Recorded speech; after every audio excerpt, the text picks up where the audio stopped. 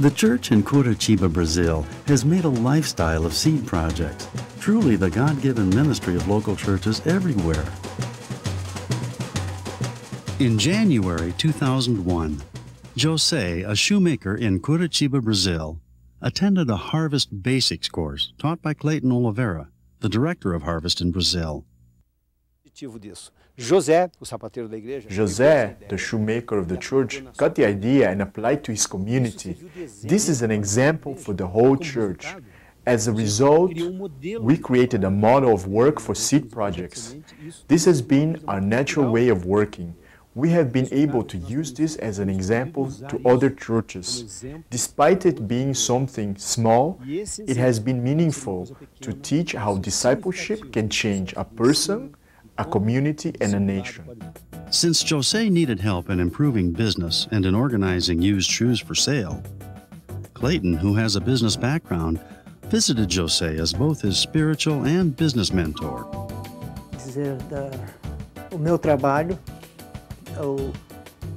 I am a shoemaker. This is what I do for a living. I took the basics course at the church, and I discovered that I wanted to help someone else. So I took Michael as an apprentice and I showed him the skills of a shoemaker. You see, this way he could help his mother and also continue to live with his brothers. That is what I understood I should do. When Clayton arrived at the shoe shop, he met Micah, then a 14-year-old apprentice. Although business was scarce, Jose was using his spare time to teach the shoemaking trade to this young man who otherwise would be exposed to drugs and violence on the streets. Now, more than 2 years later, Micah has faithfully developed his skills as a promising shoemaker. Jose's demonstration of concern for another person's well-being contributed successfully to Micah's spiritual and emotional growth. At home, Micah's single mother, Roseli, was especially glad to see him cared about in this way. And she needed the bread and milk money her son earned at the shoe shop for the family income. When I attended those studies, I learned how to take care of my family. And that was important because that gave me encouragement, and I learned how to take care of my kids, and they learned how to understand me better. I learned that the people at the church cared for us. Now Roseli, Micah, and her other 3 children attend the evening service and study about loving God in the basics course taught in their home church.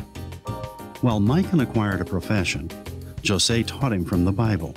Instead of a life on the streets, he now has the opportunity for a healthy future and an eternal security.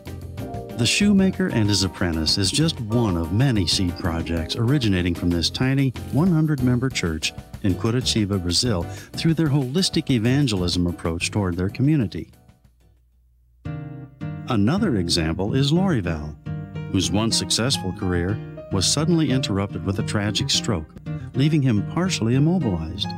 But Clayton and other church members encouraged Lorival and helped him walk in a nearby park, refreshing him physically, mentally, and emotionally.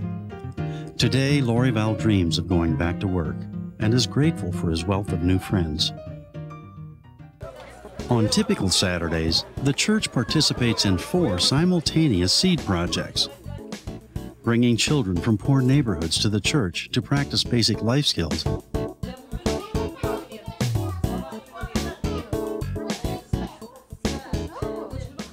At the same time, ladies from the church show others in the community how to do needlework. And a brief outreach to elderly persons living at a nearby nursing home.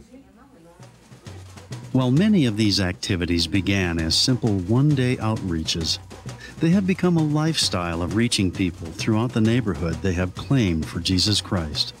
Most of all, however, the entire church recognizes that ordinary tasks, when done to the Lord in a spirit of gladness and love, bless both themselves and those they help.